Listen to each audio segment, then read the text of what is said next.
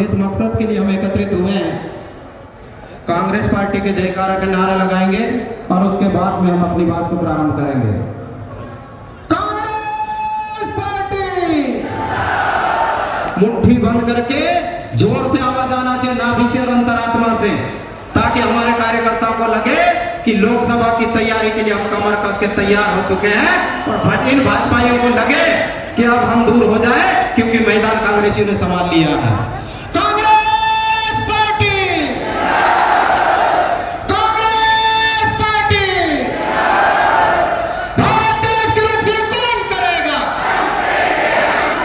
भारत देश की रक्षा कौन करेगा? संविधान की रक्षा कौन करेगा? लोकतंत्र की रक्षा कौन करेगा? शुक्रिया। इतना अच्छा महासमर प्रारंभ होके अब अपने उफान पर है और आज मालवानी माड़ की पवित्र धरती पर हमारे आदर्श, हमारे प्रेरणा स्रोत माननीय राहुल गांधी जी पधार रहे हैं। हम खुशनसीब हैं कि हमने बचपन से संघर्ष किया। पढ़ाई वो कांग्रेस की देन है, जिनकी बदौलत देश में सरकारी स्कूलों का जाल फैला, और कांग्रेस पार्टी की ही देन है कि सरकारी छात्रावास खुले। इसमें रह करके हमने पढ़ाई की और हमने वो दिन भी देखे जब हमारे घर में नमक मिर्च नहीं हुआ करता था। आप ज्यादातर ग्रामीण इलाके से लोग आए हुए हैं। आप जानते हैं कि पहले मिर्ची कूटने के लिए खलबत्ता हुआ करता था। जब नमक और मिर्ची नहीं हुआ करती थी, तब उस खलबत्ते में थोड़ा सा पानी डाल के उसको हिला के और रोटी पे रगड़ने के बाद में उंगली बना के हम खाते थे। वहां से संघर्ष करके निकले। फीस भरने के लिए पैसे नहीं हुआ करते थे। आप जिस पलायन की बात करते हैं, हम अपने माँ बाप के साथ में महाराष्ट्र और गुजरात जाके काम किए। और जब गर्मी की छुट्टी होती थी तो पीथमपुर की उन फैक्ट्रियों में, मुझे आज भी याद है, व्हील साबुन की फैक्ट्री, निकोलस पिरामिल की फैक्ट्री, वहां 24 घंटे में से 16 घंटे हमने ड्यूटी की और संघर्ष करके। यह आरक्षण की देन है, प्रतिनिधित्व की बात है, डॉक्टर बाबा साहब अम्बेडकर के संविधान की देन है कि मुझे प्रशासनिक रूप से प्रतिनिधित्व करने का अवसर मिला। भाई बेग किसके हैं? 20 साल की शासकीय सेवा की और इस दरमियान विद्यार्थी रहते हुए विद्यार्थियों को मुद्दों को लेकर संघर्ष किया, कर्मचारी रहते हुए कर्मचारियों के मुद्दों को लेकर संघर्ष किया, और साथ में जन संगठनों से जुड़े। हम जन संगठनों से जुड़े तो देश के अनेक राज्यों का भ्रमण किया, जगह जगह पे गए और देश के हालातों को जाना। साथ ही साथ हमारा जो संसदीय क्षेत्र है, वहां पर 7 यात्राएं किए हुए हैं। 2014 से लेकर 2024 तक कंटिन्यू। फिर चाहे वह संवैधानिक अधिकार बचाओ यात्रा हो, फिर चाहे आदिवासी बचाओ यात्रा हो, फिर चाहे आदिवासी सांस्कृतिक एकता यात्रा हो, या फिर जो निरंतर मेरी यात्रा चल रही है, संस्कृति, प्रकृति, संविधान एवं लोकतंत्र संरक्षण अनवरत यात्रा। इस पूरे सफर में क्योंकि मैं एक गरीब किसान का बेटा हूं, तो मैंने गरीबी करीब से देखी है। मैंने मजदूरी की है, तो मजदूरों की समस्या को भली भांति समझता हूं। मैं किसान का बेटा हूं, इसलिए हमारे क्षेत्र के किसानों की क्या समस्या ये भी भली भांति समझता हूं। साथ ही शासकीय सेवा में रहे उनकी समस्या के बारे में जानते हैं कि आज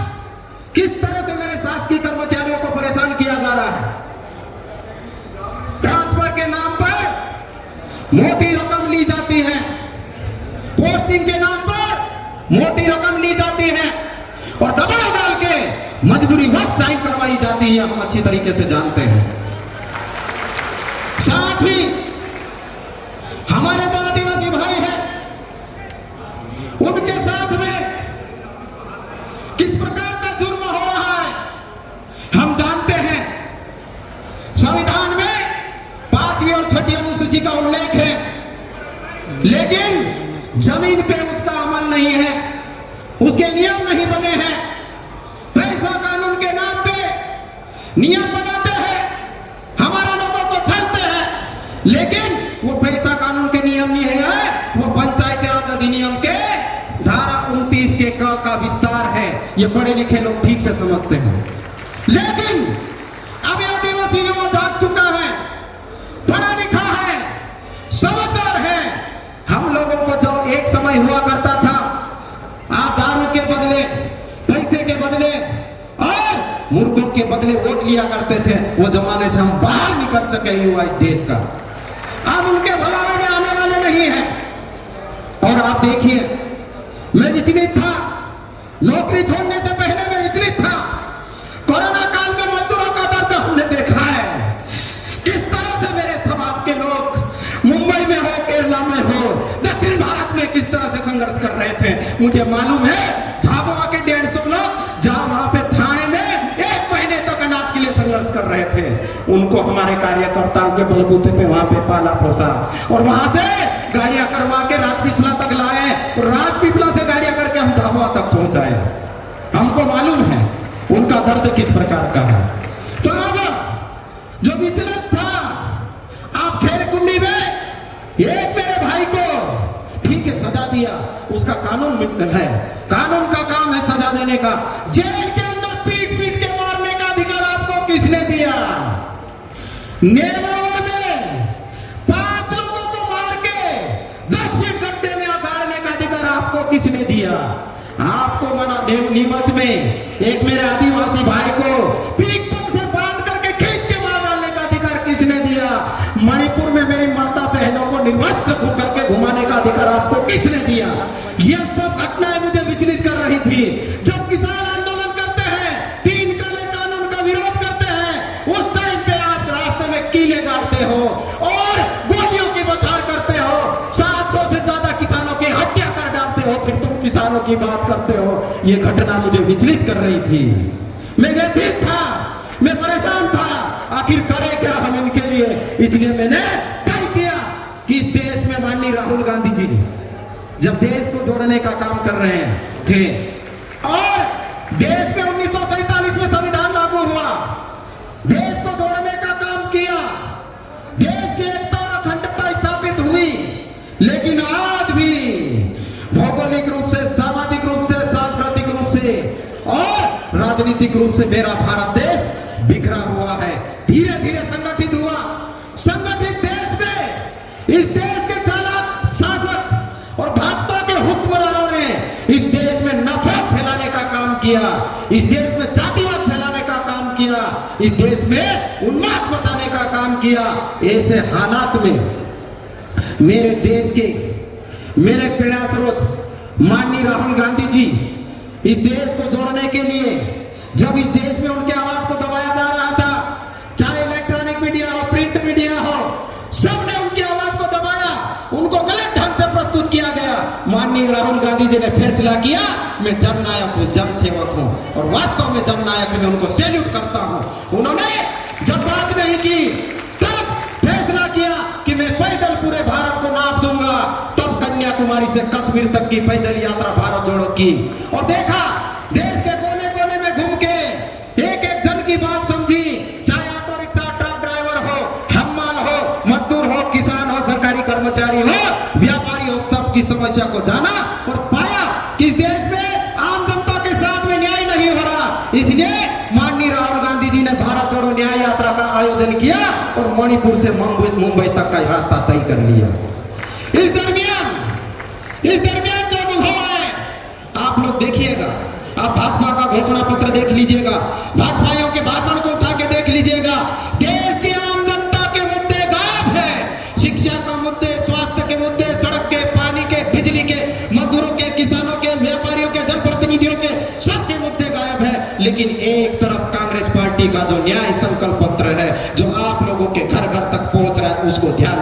मिलेगा। उसमें माता बहनों का, उसमें युवाओं का, उसमें सरकारी कर्मचारियों का, उसमें किसानों का, देश की नारी शक्ति का, सारे मुद्दे इन्वॉल्व करके आप लोगों के बीच में रखा हुआ है। तो मैं यहां से अपील करना चाहता हूं कि एक तरफ यह भाजपा सांसद चालू हो गया। आनंद है मेरे जी, ये कहते हैं कि 400 से ज्यादा सीट हम इसलिए लाना चाहते हैं क्योंकि इस देश के संविधान को बदलना चाहते हैं। वो एक नहीं, दो नहीं, तीन नहीं, चार लोगों के स्टेटमेंट आ जाते हैं, आपने सोशल मीडिया के माध्यम से देखा है। लेकिन मैं बता देना चाहता हूं, जब से हमने नौकरी छोड़ी, संसदीय क्षेत्र के एक एक गांव तक हमने घूमा है, जनता के बीच में जा रहे हैं, जनता के, आम जनता के मुद्दे, चाहे आज भी वक्त इंडिया है, आप पार्टी क्षेत्र के इलाके को देख लीजिए, वहां पर आज भी रोड नहीं, 20-20, 25-25 किलोमीटर तक। यदि माता को डिलीवरी करवाना हो, बहनों को डिलीवरी करवाना हो, तो झोली बना के उठा करके लोग लेकर आते हैं। पीने का पानी नहीं मिलता है, गधे पे घोड़े लाद करके 20-20 किलोमीटर, 10-10 किलोमीटर तक पानी लाया जाता है। और आज भी विद्यार्थी स्कूल जाने के लिए दलदल कीचड़ों में भरे रहते हैं। ऐसी हालात है मेरे क्षेत्र की।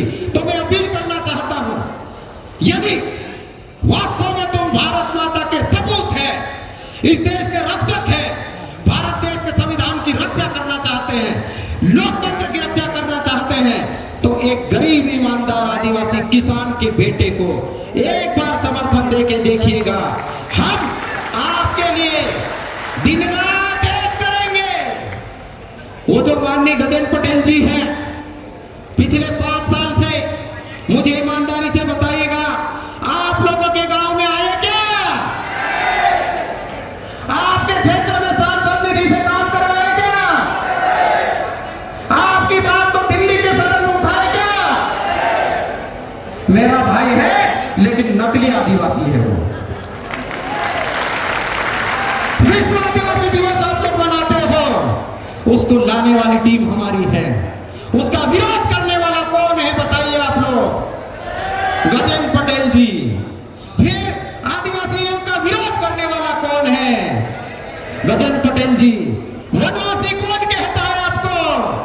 गजेंद्र पटेल जी। हमारे देश के बड़े नेता माननीय राहुल गांधी जी आदिवासी का अर्थ बताते हैं। आदि अनादि काल से इस धरती पे रहने वाला आदिवासी होता है। एक तरफ कांग्रेस पार्टी की विचारधारा जो आदिवासी की जमीन आदिवासी के पास में रहे, वनाधिकार मान्यता कानून लेके आते हैं, पंचायती राज अधिनियम लेके आते हैं, खाद्य सुरक्षा बिल लेके आते हैं, मनरेगा लेके आते हैं, और भी तमाम प्रकार के कानून देश को देते हैं। और दूसरी तरफ आप बता दीजिए, 2014 से अभी तक इन्होंने सिर्फ बातें किए हैं। 2 करोड़ नौकरियां युवाओं को देने का वादा किया था, दिए क्या? आवाज नहीं आ रही आपको? मिल गई होगी नौकरी। 2 करोड़ नौकरी मिली क्या युवाओं को? माता बहनों के खाते में 3000 रुपए आए क्या? आपके खाते में 15 लाख रुपए आए क्या? अब देखिए, किसानों की आमदनी दुगनी हुई क्या? अब आप लोगों को फैसला करना भैया। ये 8 दिन बचे हुए हैं।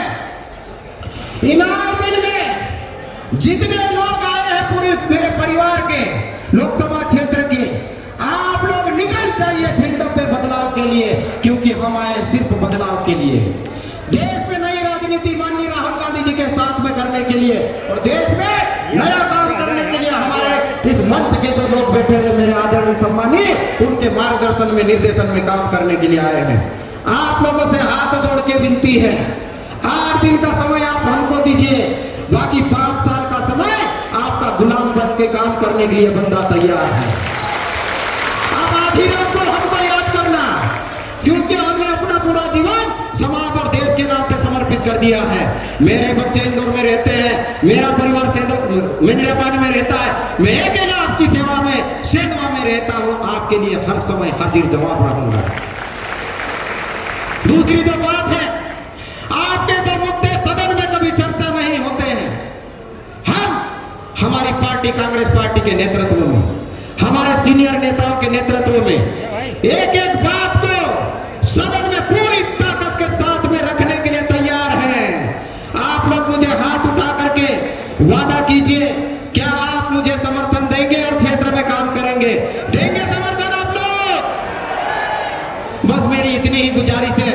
चूंकि बड़ा कार्यक्रम है, हमें और भी लोगों को सुनना है। मेरी जो व्यथा है मैंने आपको बता दी। मेरा कोई स्वार्थ नहीं है, मेरा कोई सपना नहीं है। जो आपके सपने हैं वो मेरे सपने हैं, और आपके सपनों को साकार करने के लिए ये बंदा लड़ेगा।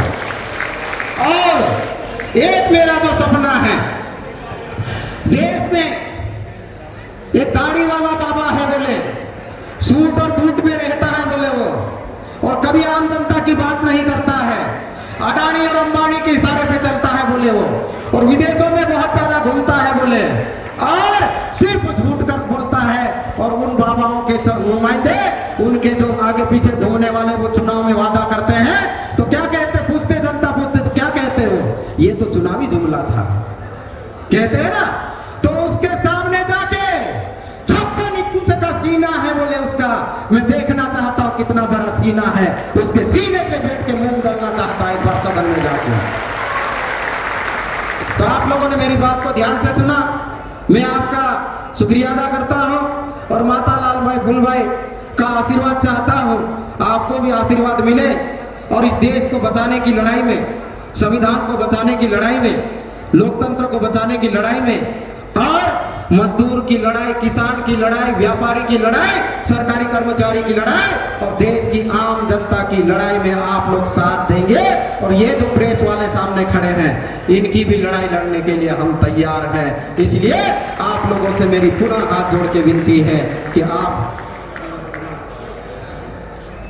आखिरी अपील करिए, मार भाई ने बोहड़िया दोनों घन मौका है, घोड़ा भोगानी है दोनों, बाकी नहीं फूलों वाला बूटी झूम ठोकाए तमार भाई से बोहड़िया कहा कि 2018 में एक गीत आवलो, ठोकाए गया रे किसान, ठोकाए गया रे, ठोकाए गया रे किसान, ठोकाए गया रे, फूलों के वोटे आपने ठोकाए गया रे, फूलों के वोटे आपने ठोकाए गया रे। बाकी नहीं जोड़ ठोकाए तमार भाई से बोहड़िया तुमरो एक नानलू पुरियो, नानलू बेटो, गरीब मा जीवलू बाटा, गरीब मा सिंधु बाटा, पानी टको टको बटक प्रति मानाया ने मार माभो खाटलो थनो तो संकल्पना मार भाई से बोहड़िया।